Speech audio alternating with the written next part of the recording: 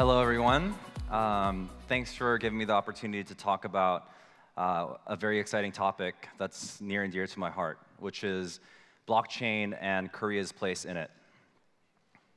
I sincerely believe that blockchain might be one of the few opportunities in the next few decades to really propel Korea to the forefront of technology and how this technology can be adopted.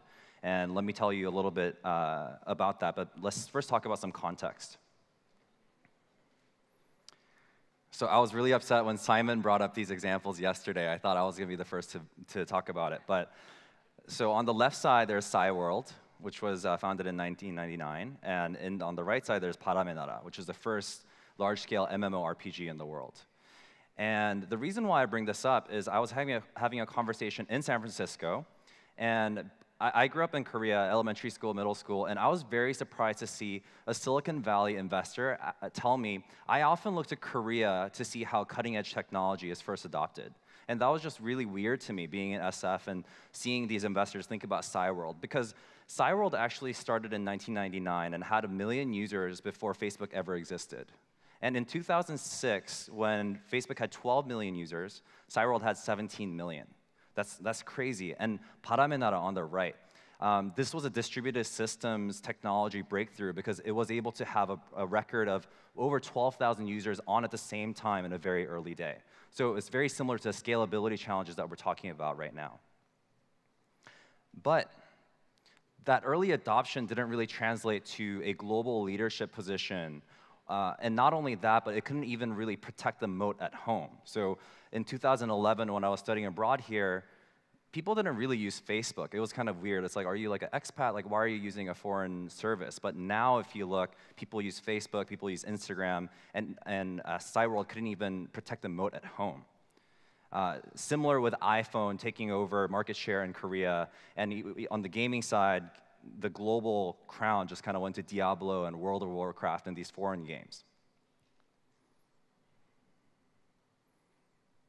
So the key question now is, we're in the early stage of blockchain technology adoption, and how can we learn from the past to take a leadership position in using this technology for Korea? And I'm going to talk about this in 3 ways.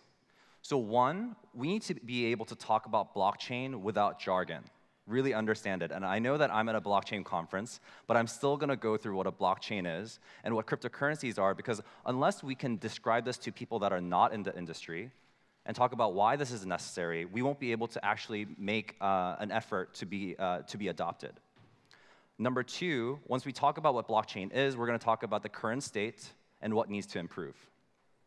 And lastly, since those are the opportunities, we're going to talk about what our competitive advantages are in Korea and how we can actually take advantage of that to take the lead. So, as promised, we're going to talk about blockchain and cryptocurrency without jargon.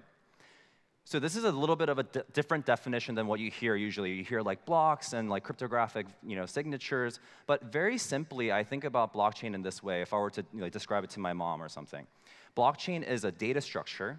So just a way to organize data that records events, but only records events, doesn't delete events or change events. And it enables participants in the network to cryptographically verify the data without relying on anybody else. And cryptocurrency, we often say, well, what's the difference between blockchain and cryptocurrency? They show up in the same articles, but I actually don't know what that is. So cryptocurrency is an application of blockchain where it's a form of payment where the receiver can confirm that the sender doesn't have that anymore. So a couple of people have brought this up in the conference already, but this was not possible before. If you look at DigiCash, if you look at PayPal, digital payments in the past were possible, but you always had to trust somebody else to say, well, I received something here, I'm going to give it out here, and now you have it. But the key definition, the key breakthrough for cryptocurrency was this ability to do this, the way to propagate digital value from one person to another without relying on somebody else. And I like to frame it in this awesome article by Mark Andreessen in 2014 on why Bitcoin matters. I like this article because it's a little bit of a Trojan horse. He starts talking about this new technology. This new technology emerges out of nowhere, and there's this ideology, there's almost a religious following behind it. And then the geeks get involved. The nerds get involved. The programmers are just so enthralled with technology. And seemingly out of nowhere, there's commercial adoption that just takes the whole world by surprise. I thought this was a toy. Like, where does this come from? And then he ends it by saying, you could have said the same thing about personal computers in the 70s, the internet in the 90s, and he claims Bitcoin in 2014. So why do I bring this up? Because there are challenges to Bitcoin and blockchain adoption. People say it's a toy, or is it really legal? Is it for drug users, drug dealers, and securities fraud? Like, is it scalable? Even if it's legal, like, can people use it? And if it is scalable, is what we already have works? Like, why are you trying to reinvent the wheel? So this all comes down to the question of, so is it a solution in need of a problem?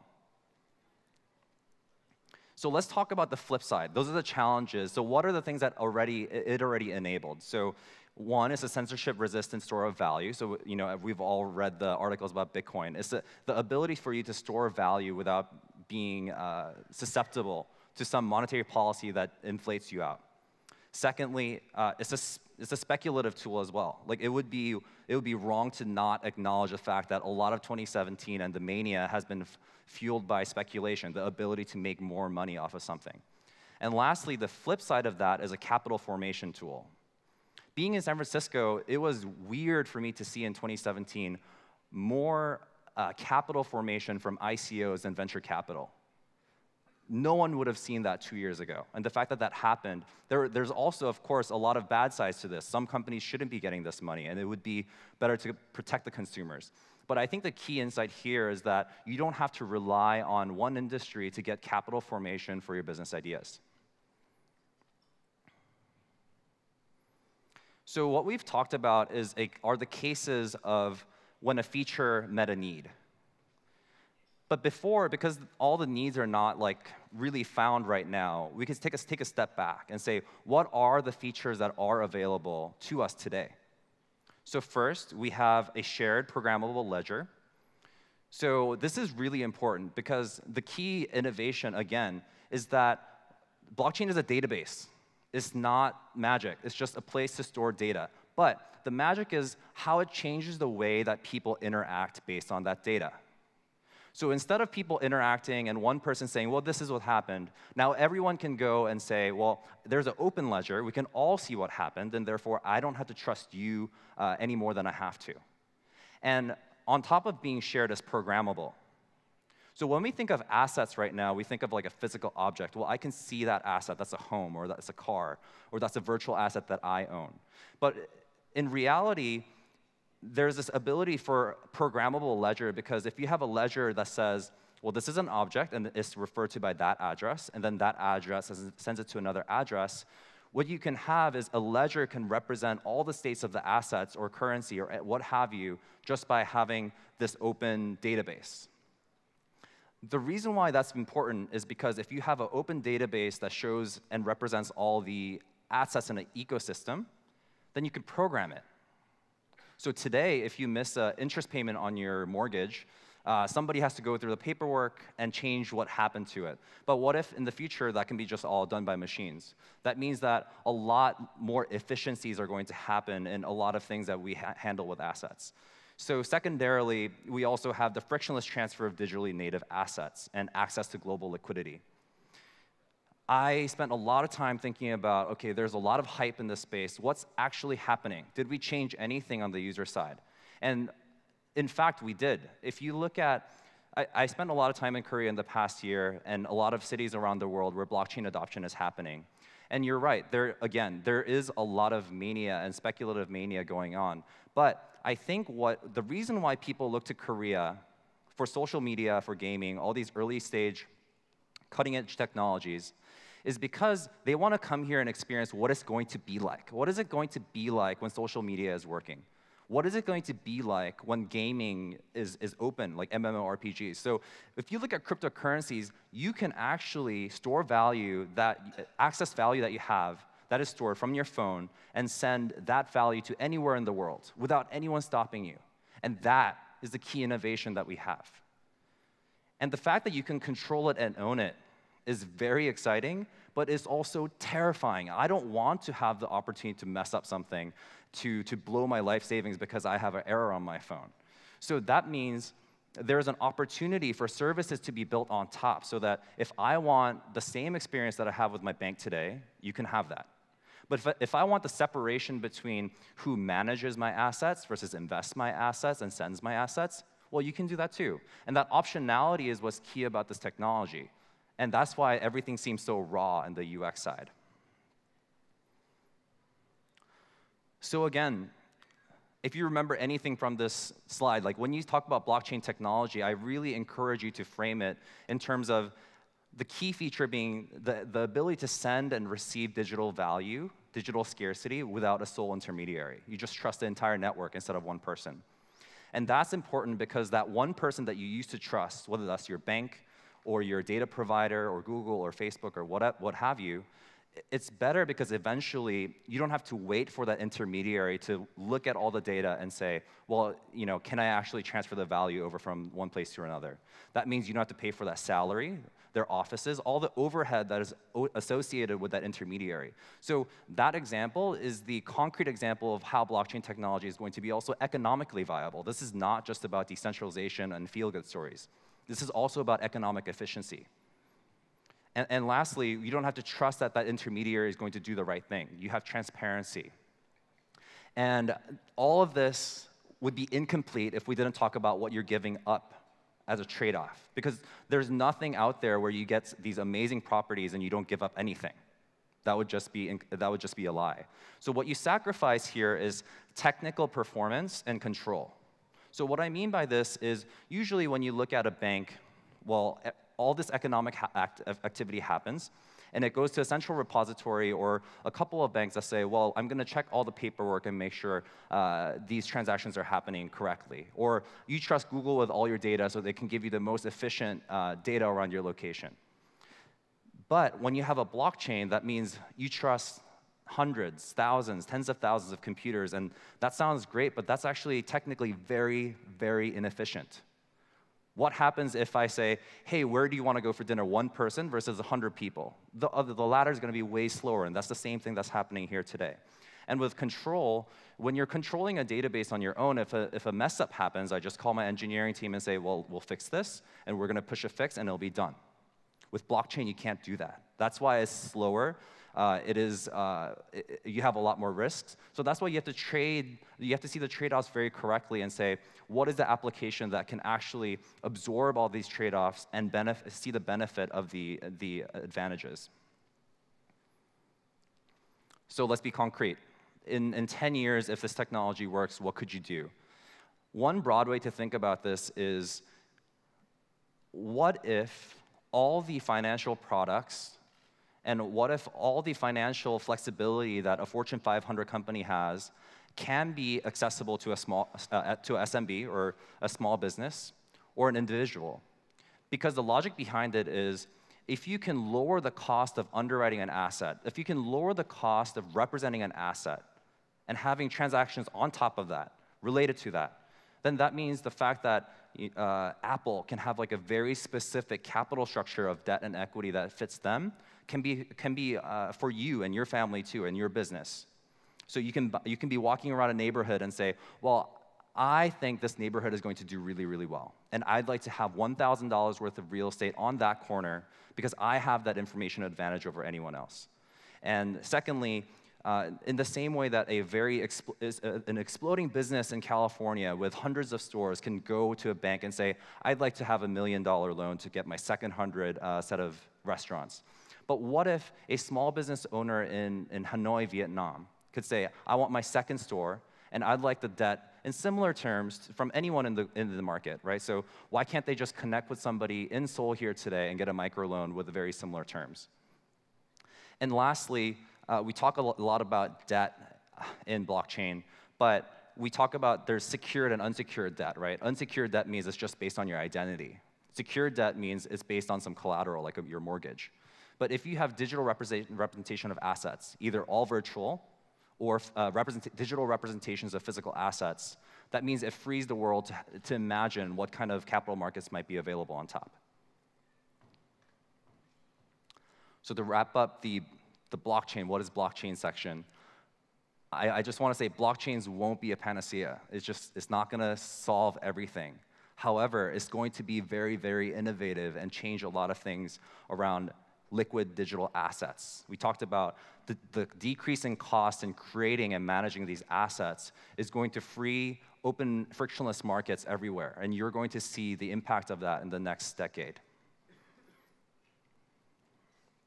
Okay, so now we know what a blockchain is. You probably all knew that, but I just had to do a rant. And now let's talk about how that applies to the next challenges and how that applies to Korea. I think it's really simple. We should just see what's lacking in the space today. People already know this, so just go into those spaces and make an impact on a global scale, and that's going to be the ability, that's going to be the chance for Korea to shine. And I've separated this into two sections. One focused on tech, so let's go over that first. So if you've been to any conferences, I think you've all heard of these challenges. You have scalability challenges, we have privacy challenges, and interoperability challenges, among many. So scalability, for those of you who haven't followed this debate as much, comes down to two things. Transaction throughput, so how many transactions can you handle per second of things that are happening in a database? And second, time to finality. So if you can, let's say there are two different databases that can handle, or two different systems that can handle 1,000 transactions per second, well, how many seconds or how many minutes does it take to get finality, like the consensus happening around the network around whether that's done or not? Privacy has to do with the fact that even if everything works about blockchain, certain applications just don't want all the data to be public. I don't want my personal healthcare data to be public. I want there to be certain privacy around my financial data. So what are going to be all the different ways to abstract away certain data while having the open characteristics of a blockchain? So some of the technological challenges here are around SMPC, secure multi-party computation, where multiple people can verify the truth of a computation together. SGX is a version of a secured enclave where you can have a part of your computer or your phone where you know that it can't be hacked. Private chains, so there are going to be very different experimentation around what aspect of a blockchain can be private versus public. So you might also have a private blockchain that is somehow interacting with a public blockchain for verification, but keep most of the data private. So there's so many experiments here.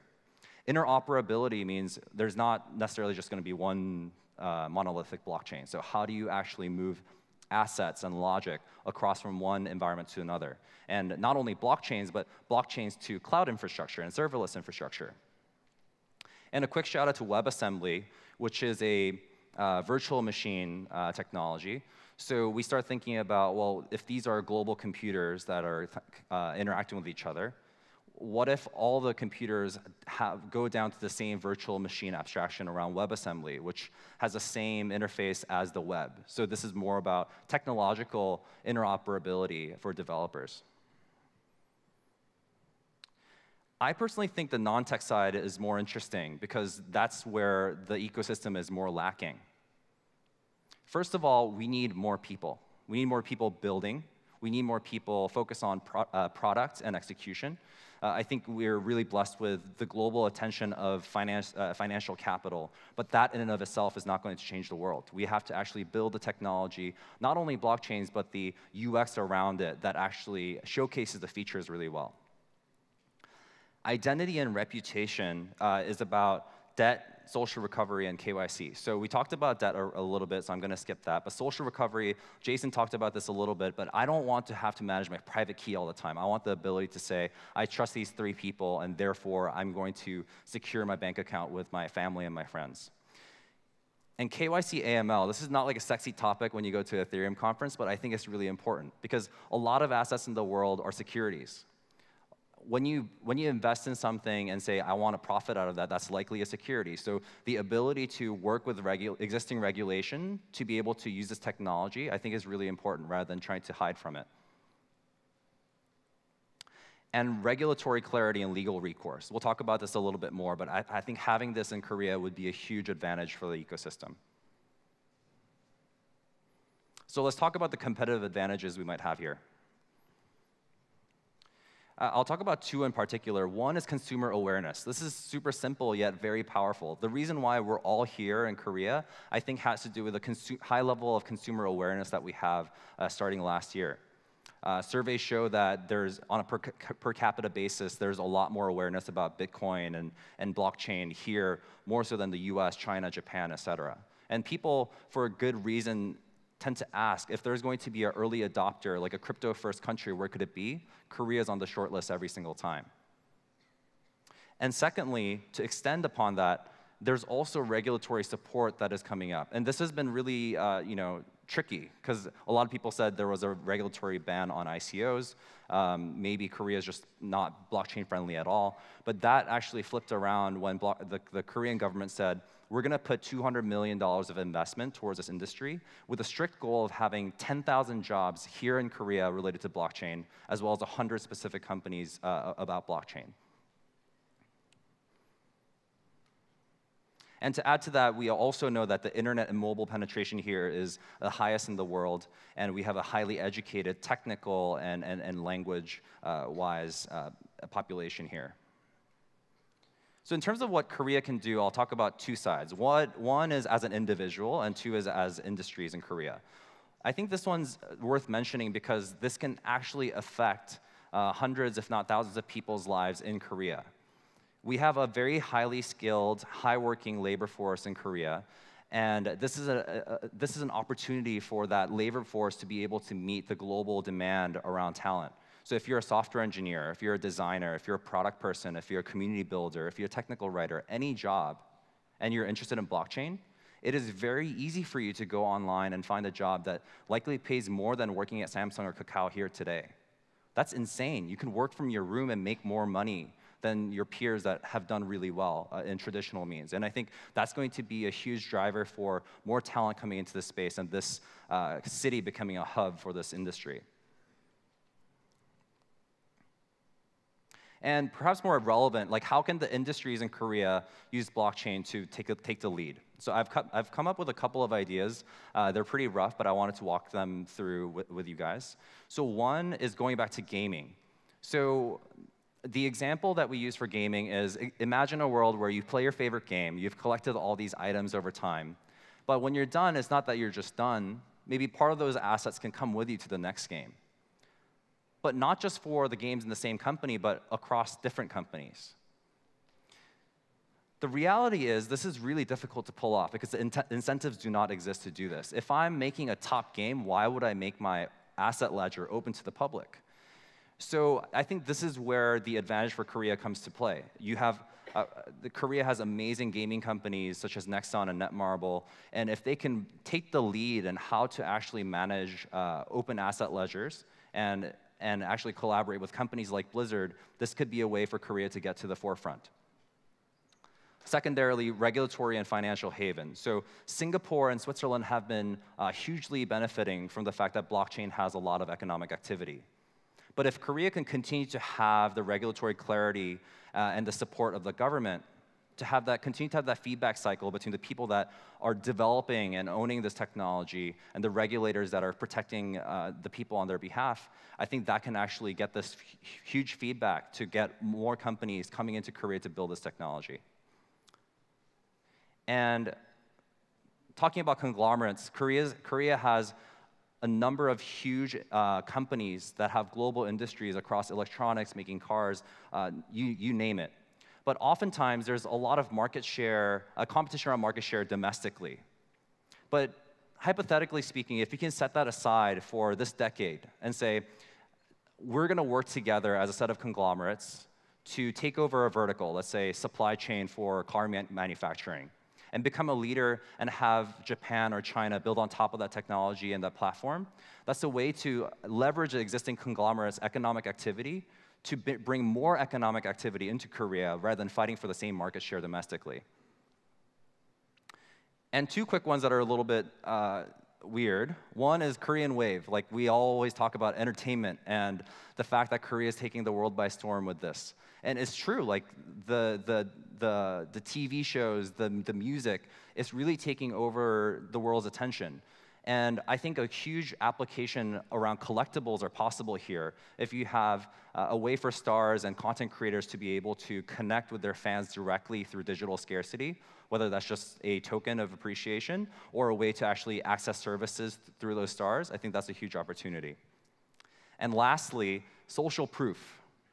Even if you have all the economic ingredients, even if you have all the technical ingredients, I think the biggest hurdle in Korea is the fact that working at a blockchain startup doesn't have social proof. If I went to a top college in Korea, I don't want to go home and say, I want to go home and say I work at Samsung or I work at Kakao. I don't want to say I work at an ICO because I can't explain that to my friends. So this is a very simple thing, but in San Francisco, when you leave a job, let me start with this. In New York, when I used to live there, when you leave a job, people check on you. It's like, are things okay? Like, can I do anything to help? In San Francisco, when you leave a job, they congratulate you, saying like, hey, what's next? So that key difference in the celebration of risk-taking, I think, it's never going to be the same level in Korea as San Francisco, but I think a little bit of that can encourage more blockchain innovation here.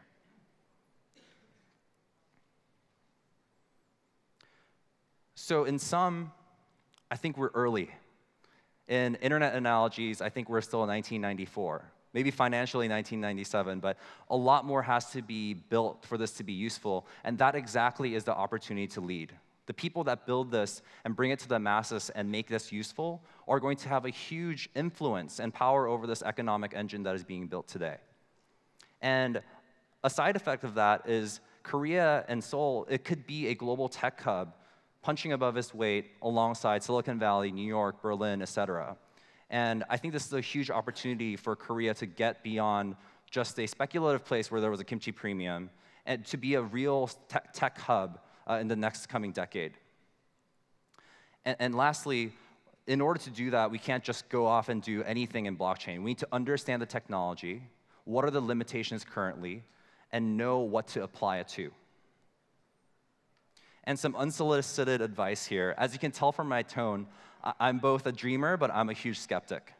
And I would selfishly say that that is a huge advantage in this field, because you have to keep an open mind to what the world is going to be like. But you have to have a good reason why that's going to happen. You can't have blind trust that something that somebody says is going to happen. So make up your mind for yourself. Listen to these arguments and say, John, like, that part makes sense, but the second point, I think that is BS. And have those arguments so that you can be able to move the arguments forward as a collective. And secondarily, again, I think in order to lead, you need to have a culture of rewarding risk. Leading means having a real chance of failure. And I think culturally, as a Korean person, there's a lot of difficulty around that. And I think if Korea were to lead, if it has all the ingredients technically and talent-wise, that's the last piece that we need to have to lead. So I'd like to say the killer feature of blockchain is already here. It's already in front of us. It's a trustless value transfer of digital scarcity. And it's not built. We're just talking about it right now. So I think the opportunity to lead is right here. And I ask, why can't that be Korea? And why can't that be you? Thank you very much.